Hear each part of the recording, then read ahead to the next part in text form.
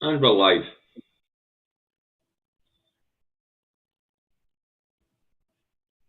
Any idea if anybody's joined us yet?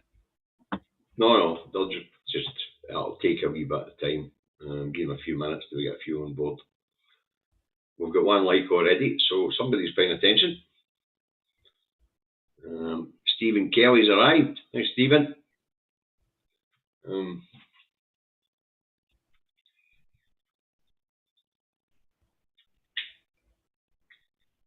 Remember, hit the like and subscribe button, folks, if you want to be notified of David and I going live.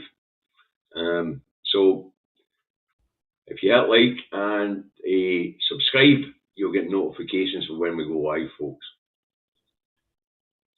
Anyway, let me get my glasses on so I can see the comments today.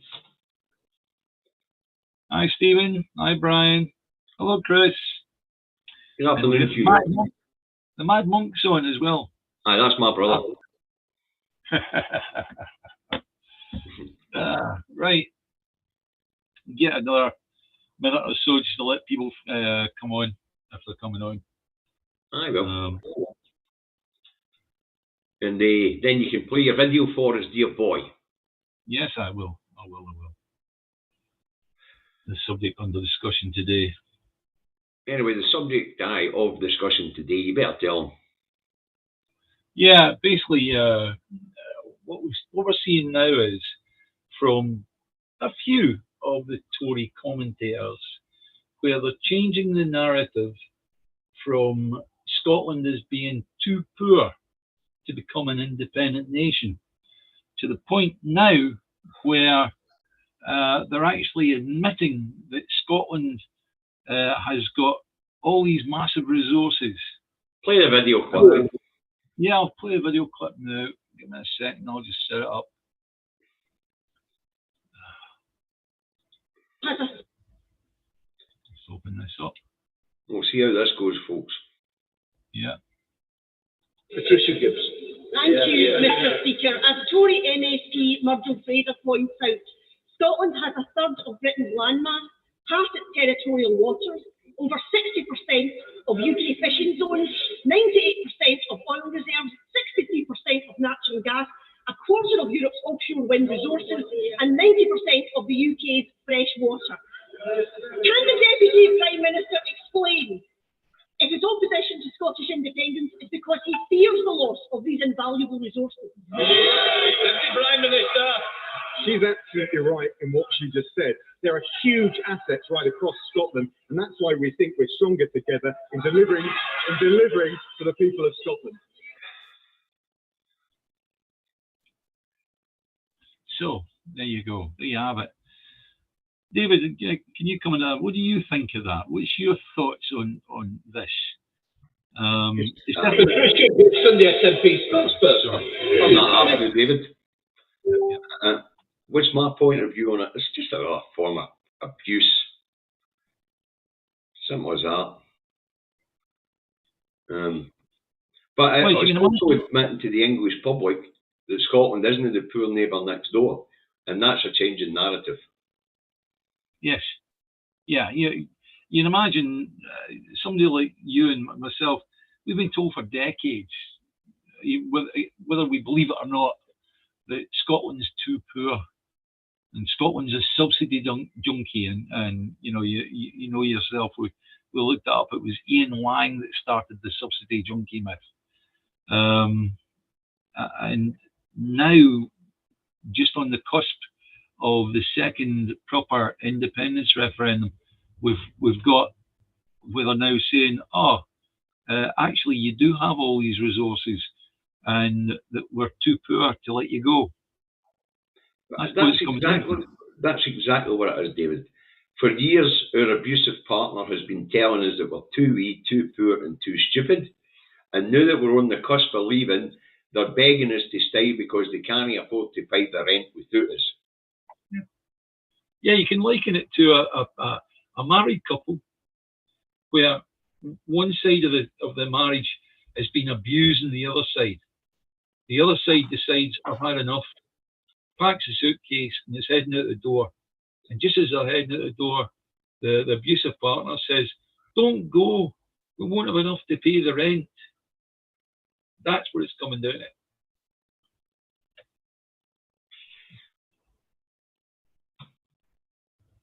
David, your sound's away. Are you still speaking? I know, that is what it's coming down to, David. We are now in a position where they are now, it's a case of, we have a cost of living crisis. You can't leave us because we require your assets to see us through it. As was admitted by Rishi Sunak, when he was talking about the cost of living crisis being paid for by Scottish assets, by Scottish resources. And then Murdo Fraser, you had the clip of him up a minute ago, earlier, before we came live. Murdo Fraser, when he was being interviewed in GB News, and GB News asking why England doesn't just dump Scotland, and Murdo says, well, we could do that, but we would lose a third of the water, a third of the landmass, half the sea, half the territorial waters, all the fishing grounds, all the oil and gas, and access to Scotland's renewables. So the way the unionists look at it is that it's theirs, no ours, and because we're threatening to leave, they're telling us, please don't go, no this time, we'll change again. And we've had Sarwar the day with his blueprint for a better Britain, you know. We've got Starmer telling us that there's no way back into the single market for Scotland, for the UK, so therefore no access to it for Scotland. And we've got, as I say, Tory politicians telling us now's not the time because we can't afford for you to leave. It's quite common, actually. And it's a continuation of the psychological abuse that the partner has suffered all these years.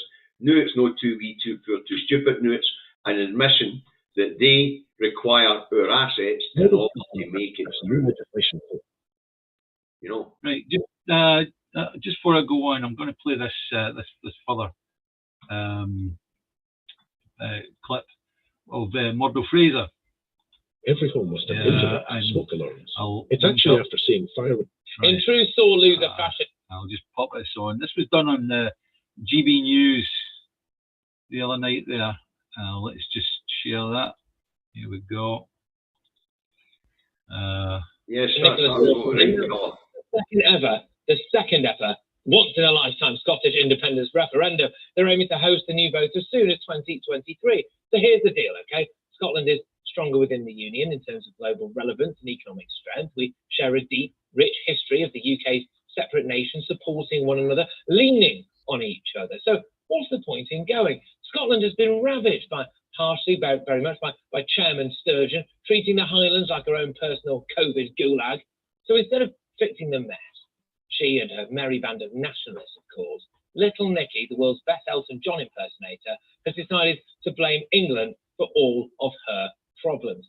The Scottish Conservative leader, Douglas Ross, said that the First Minister's priorities were, quote, all wrong, and she should instead focus on issues such as COVID recovery, closing the attainment gap. Oh, I don't know, maybe the fact that basically Scotland's got one of Europe's worst ever drug and drink problems and all of the stuff that's going on over there. But that to me makes a lot more sense than trying to make a reasonable argument as to why all local businesses should flock to London. Joining me now is Scottish Conservative MSP Murdo Fraser. Thank you very, very much for joining us.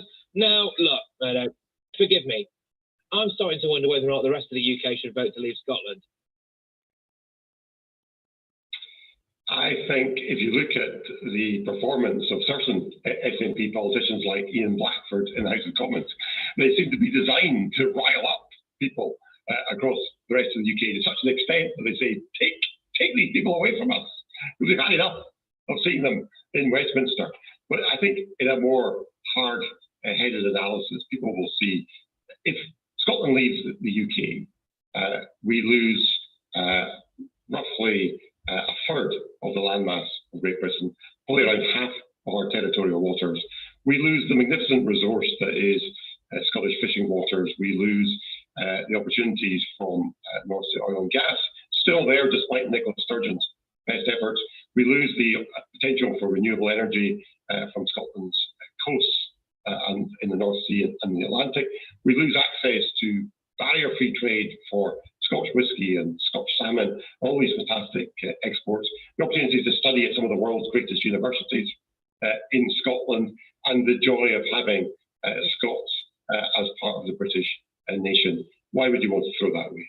No, I understand. Although, I mean, I must say that I'm just going to switch that off. I think. Oh, shut him down, man.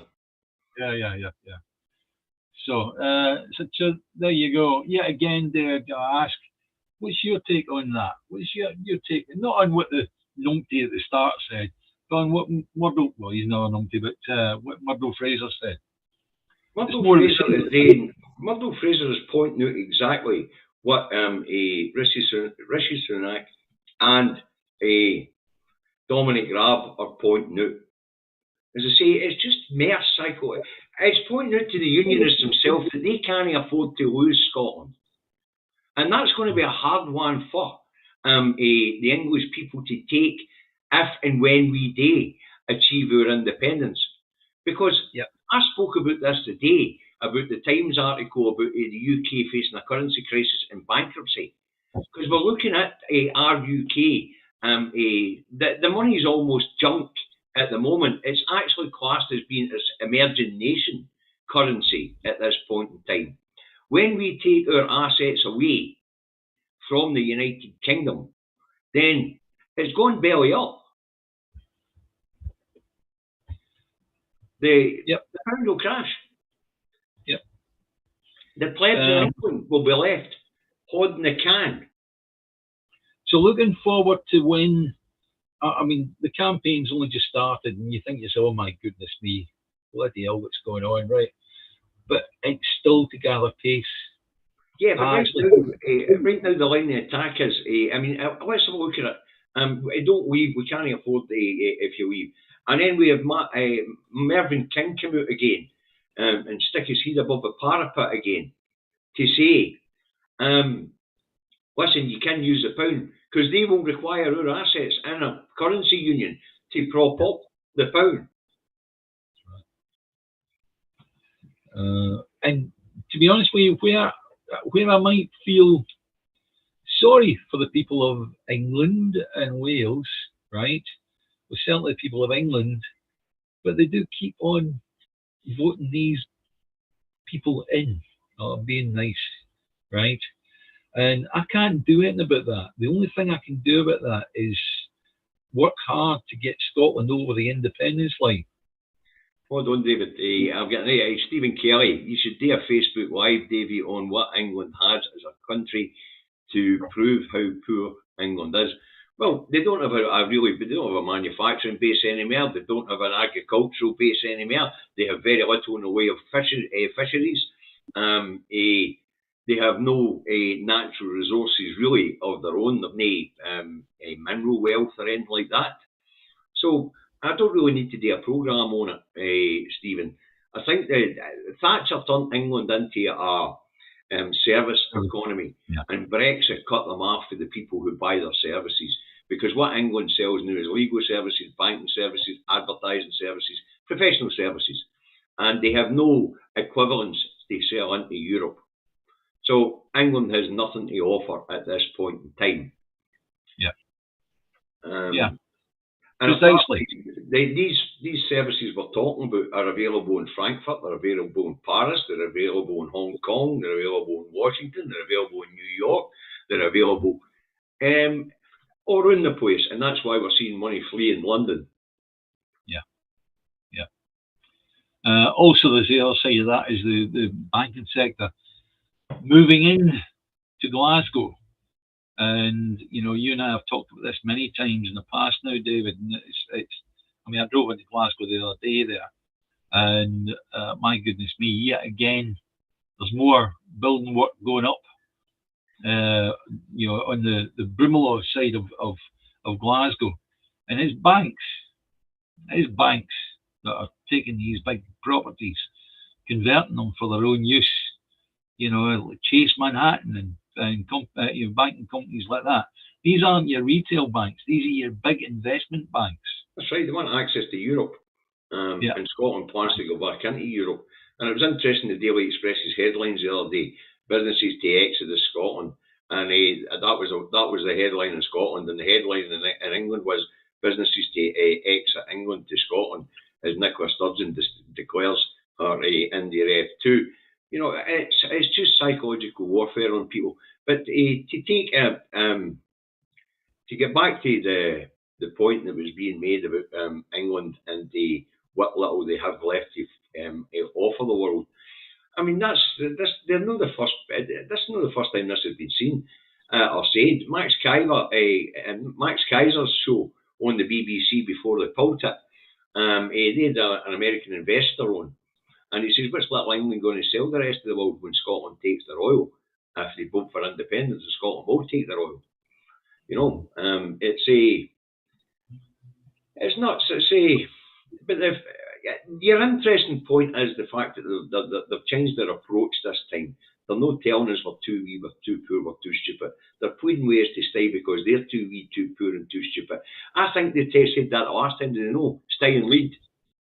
Yeah. Yes. And here we have a new Devo Max vow being put in front of the people today. In fact, it's not even Devo Max, it's Devo a wee bit more being put on the table today by Anna Sarwar. Wow, you're going to do away with the House of Lords. I am sure Sir Keir Starmer will be happy with that idea of going to do away with the House of Lords for a Senate of Nations, he's calling it, as a second chamber. It's unbelievable. You know, absolute. Westminster's no for changing. It's been Labour policy to dump the House of Lords since 1909 or something stupid like that. Since the formation of the bloody Labour Party. Yeah, turkeys don't vote for Christmas. Turkeys don't. Yep. Right, fine. I'm satisfied so far, but I think we've got the message out clearly. The narrative is now being changed. It's a U-turn in the narrative. Okay, we did hear that. You know, stay with us. That was the investor, Jim Rogers. That was the investor. Jim Rogers was the investors. It was with Max Kaiser. Yeah. And he was the man that said, if Scotland vote for independence, they're going to take their oil. What's little England got left to sell? And the fact is, very little. As I say, but it's been interesting, the narrative for the last couple of weeks and how they've tried to delegitimise any route to independence. No, you can't have a referendum. That's to be decided by the Supreme Court. And no, you can't have a plebiscite election, as said Professor James Mitchell the other day in the Herald and in Borders Television, only to be corrected to be told, you mental, 1918. Sinn Féin used a plebiscite election to gain Irish independence, or to bring them to the table anyway. And 2019, Hong Kong used the council elections to approve the democracy referendum. So the idea that you can't have a plebiscite election is absolutely mental. The nut job, Sarwar the Davies' latest vow, vow 2.0, and it's not even Devo Max this time, it's just Devo a wee bit more maybe. And councils of nations to make decisions, and a Senate of Nations to replace House of Lords. You never heard so much crap in all your life. Bloomberger doing an interview with Jim Rogers. Is it on YouTube? Is it? But as I say, but this latest. What's interesting is it's beginning to blow the narrative of all the propaganda machines. You talk about the psychological damage being done to Scotland every day, being told that we're crap. For the Unionist press and for Westminster. Yet when we look at it, services are manifestly better here in Scotland than in any other part of the UK. And that includes education. Yes, our children may be a wee bit slow at getting off the mark on reading and writing. But by the time they get to university, we have more university graduates per capita than anywhere else in the bloody Europe and the whole of Europe. And yet we are too wee, too poor and too stupid. Whereas we've got the most highly educated population in Europe. We're the most politically savvy population in Europe. Wow, absolutely mental. So Their arguments this time, the starting point this time is, well, fuck the economy, we can't afford to support our currency without your assets. That's their arguments for us to stay in the union. Wow. Very, very important. The very important thing is stories that came out. I don't know if any of you remember the Spectator front page. There's a map of Scotland, and across it, Skintland. That's the narrative that's been put out strongly for decades now, right? And now we've got the actual Tory politicians that are saying, no, in actual fact, you do have all these resources. Scotland's very rich in wealth. Wealth, I don't know if you know this, but wealth and money are two different things.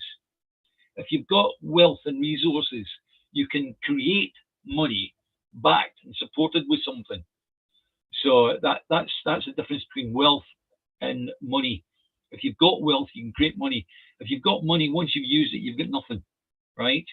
So, but if you've got wealth, you can create money. And that means that Scotland is looking at a decent future. I'm not going to say we're going to have a great future. It's not going to be easy in the first couple of years. We know that. But at least it's going to be better than it is now. And I mean, I can see where people are saying that building these institutes is going to be difficult, but most of the legwork's already been done on that. We have an education system, we have a legal system, we have a social security infrastructure, we have a tax infrastructure. And when you talk about money and wealth, I know we know what you mean, the difference between cash in your pocket and asset rich. You know, there's people in Scotland who are poor, who are asset rich, but they don't want to sell their houses because they live there. So we understand the difference between money and wealth. As I say, this time round, their argument is, please don't leave us because our currency is going to crash. Now, I want to go back to an extension of what I said earlier, right? When we talk about them deliberately crashing the economy and deliberately crashing the currency. Now, I have said this for years, and people have heard me say this for years. I think this is a debt avoidance scheme by Westminster. When we up and leave, we're up and leaving with no debt, and we will be coining it in for day one when they start paying their taxes here in Scotland. When we raise the VAT here in Scotland, it stays in Scotland. When we impose import and export taxes, and that money stays in Scotland. All that sort of thing. But, I mean, we're not going to be skint for day one. But remember, Standard & Poor's said that we would start with a AAA plus credit rating.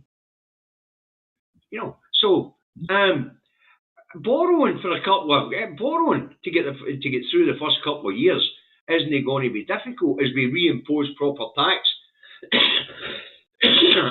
regimes on things like oil and gas. As we sort out the tax loopholes that allow these buggers to hide their money offshore.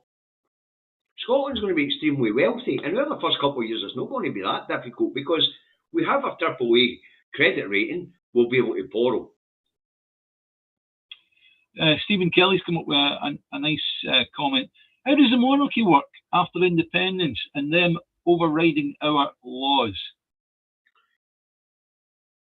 You know, overriding our laws, it's supposed to be a ceremonial thing. We know that they interfered for their own advantage. But how would the monarchy work? The same way it works in Canada, same way it works in Australia, same way it works in other Commonwealth countries. The monarchy is just a figurehead. And as to rubber stamping our laws, that will not be a job that will be given to them, actually. You've got to remember, in Scotland, the legal system sits above everything, including the monarchy. Yeah. So it'll be the Lord Advocate, or whoever it is, who will and the second chamber that will scrutinise our laws and pass them. Not the monarchy. I mean, I can't imagine that every law passed in Australia is sent for her approval. Every law sent in Canada is sent for her approval. I wouldn't imagine that every law in the Commonwealth countries are sent for her approval. It's just the way that the treaty between the Commons and Victoria was written. That you can do the day-to-day run the things, but when it comes to major constitutional changes or laws, I want it on my desk so I can see it, so that I can write myself out of it. That's all down to the agreement between Victoria and the Commons in order for the running of the United Kingdom to be handed out, the day-to-day run of the United Kingdom to be handed out to the House of Commons. So the monarchy will just be, they'll just get paid their teeth to stay there, that's all. Maybe one you can answer for Desiree Brincat. She says, don't know why the independence question is always based on Scotland Act rather than the Acts of Union. That's an interesting question. Well, the reason, Desiree, is because in the Treaty of Union and the subsequent Acts of Union, there's nothing there to say we need Westminster permission to walk away. Nothing. So, you know, the limits that's been put on the people of Scotland were put on by the Scotland Act.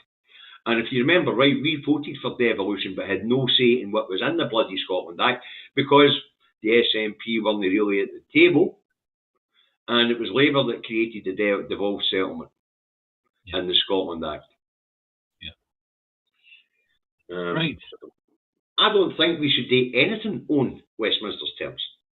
But the Scottish National Party has decided to play along with the UK at this point in time.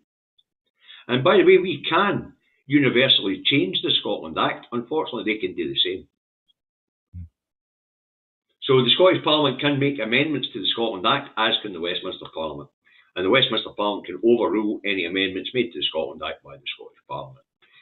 Because power devolved is power retained. Yes. But I don't really want to go through that because we've been through it all before. Right. And Stephen, at this point in time, we do hold all the cards. We hold all the. I've said this repeatedly in my videos over the years for those of you who have followed them. And what I have said is England will crawl up that road. The Westminster politicians will crawl up that road over broken glass to get a trade agreement with Scotland. Yeah. Okay. I think we've covered it well enough, right? This was just a special. It was done at my request, and David kindly said, "Aye, no problem," right? So I hope you've taken in what's been said, and I hope it helps you in your individual and personal campaigning that you've got. To maybe tell people that, look, you know, we are rich enough now because the Tory politicians have told us we are, right? And if they don't believe you, dig out that YouTube video of Dominic Raab saying he agrees with the wee lassie from the SNP. Okay. The next thing I want to say is that there'll be no two Davies show this Thursday because unfortunately I'm going to be unavailable for Thursday. So the next one will be a week on Thursday, right? And I'll leave David to do the finishing up as he normally does. Aye. Thanks for joining us, folks. Desiree, your comments have been absolutely fantastic. In fact, all your comments have been good. Thanks very much for joining us. Please hit the like and subscribe button so that any time we go live, because sometimes we'll just do it ad hoc when something comes up, then you'll get notification that we're going live through your subscribing. Okay, and the other thing is we would like you to subscribe so that we can get further use of YouTube's facilities. We need to get to 1,000 subscribers to get those facilities opened up to us. Okay. So thanks very much for joining us. As you know, I'll be back in my office tomorrow morning where we are a news review, and I dare say that Poverty Pie will be getting quite a Poverty Pie will be getting a mention with his new Devo, almost Devo Plus. All right, so we'll see you all tomorrow, and I'll shut this down. Thanks for joining us. Thank you very much. And thanks.